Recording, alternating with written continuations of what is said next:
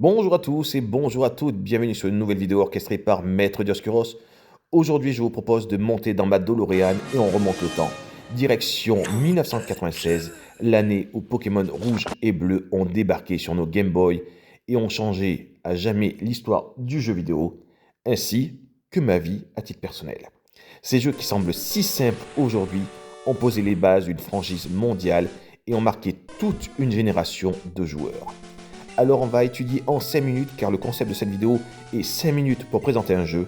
Alors pourquoi ces jeux sont si spéciaux? C'est ce qu'on va découvrir ensemble et maintenant. L'histoire de Pokémon commence avec Satoshi Tajiri, un passionné d'insectes qui a grandi dans la banlieue de Tokyo. Il a eu l'idée de créer ces jeux où les joueurs pourraient collectionner et échanger des créatures virtuelles comme il le faisait lui avec les insectes en étant enfant. Après des années de développement, Game Freak a sorti Pokémon Rouge et Vert au Japon en 1996, car nous on les a eu plus tard, faut pas oublier. Le succès a été immédiat là-bas, et Nintendo a rapidement décidé de les sortir en Occident sous les noms de Pokémon Rouge et de Pokémon Bleu, les ayant retravaillés parce que la version verte était encore moins jolie et contenait beaucoup de bugs.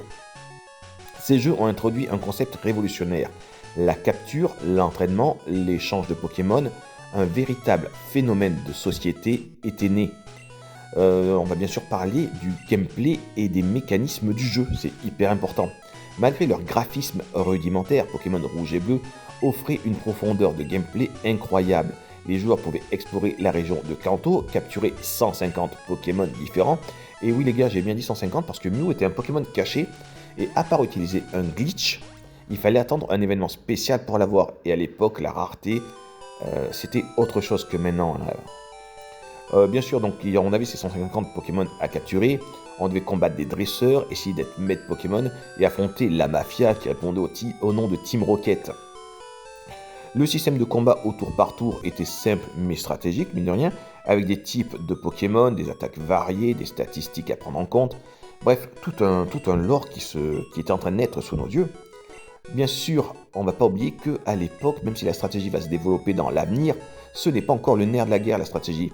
L'aspect collection et échange était le vrai cœur du jeu, encourageant les joueurs à interagir et à collaborer pour compléter leur Pokédex.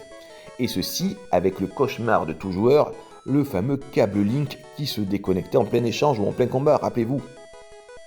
Bien sûr, les jeux n'étaient pas sans défaut, il y avait plein de bugs, de glitches et de mécaniques parfois bancales, faisant partie de l'expérience, mais continuaient aussi à établir leur charme. Aujourd'hui, on aime Pokémon pour tout ça. Et dans toute version, les vieux gamers essaient de trouver les petits glitches ou les petits bugs. Alors moi, personnellement, j'ai découvert cette licence grâce à mon meilleur ami Ludo, qui m'a forcé à y jouer parce que moi, j'avais un avis très négatif dessus. Ludo m'aura martyrisé pendant 1 an sur ce jeu, jusqu'à ce que je découvre la stratégie et que je prenne plaisir à découvrir toute l'étendue des capacités de ce jeu qui sont vraiment géniales. Moi, ce jeu, il m'a vraiment marqué et ça reste un truc à part pour moi. Qu'est-ce qu'on pourrait dire dessus? C'est que Pokémon Rouge et Bleu, c'est bien plus que de simples jeux vidéo. Ils sont un symbole de toute une époque, un témoignage de la puissance et de l'imagination, et surtout de la nostalgie. Ils auraient tendance de nos jours à trop appuyer sur la nostalgie d'ailleurs. Si vous n'avez jamais joué à ces jeux, je vous encourage à les essayer. Alors je vous le dis tout de suite, ok, ça va vraiment piquer les yeux, mais le jeu est tellement riche par lui-même qu'il en reste agréable. Et moi, une fois par an, je n'hésite pas des fois à me relancer une petite partie dessus, parce qu'ils ont quand même finalement bien vieilli. Donc essayez-les, ne serait-ce que pour comprendre leur impact sur l'histoire du jeu vidéo, car ils ont révolutionné le jeu vidéo.